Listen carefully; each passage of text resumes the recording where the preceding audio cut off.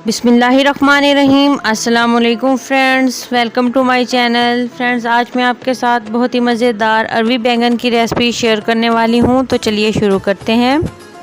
अगर आप मेरे चैनल पे नए हैं तो मेरे चैनल को सब्सक्राइब करें, मेरी वीडियोस को लाइक करें और शेयर करें फैमिली और फ्रेंड्स के साथ। आधा किलो अरवी ली है, इसको छील के नमक लगाकर धो लिया है।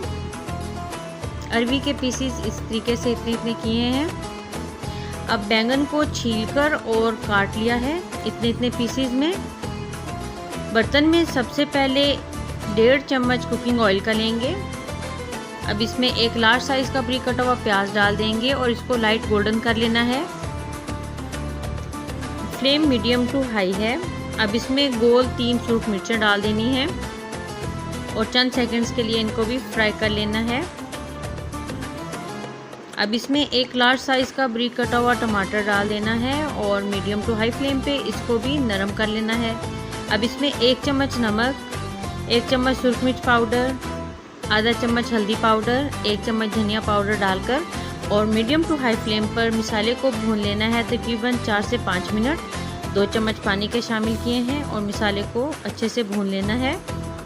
जितना अच्छा मसाला भुना हुआ होगा सालन उतना ही मज़ेदार बनेगा।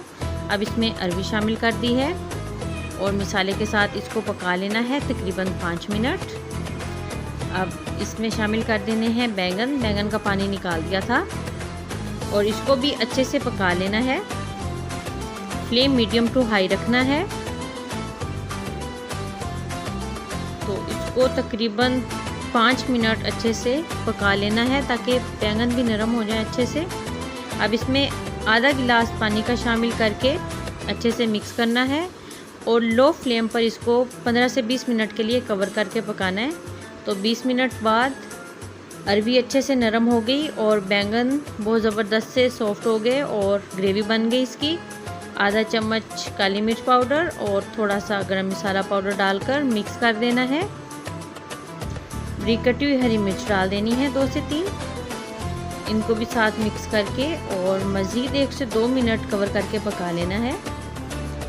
तो 2 मिनट के बाद मसाला अच्छे से भुन गया, घी अलग हो गया मसाले से और ज़बरदस्त सी ग्रेवी ये देखिए तैयार हो गई है। डिश आउट कर लेना है। तो मिलते हैं न्यू रेसिपी के साथ। अल्लाह हाफिज़।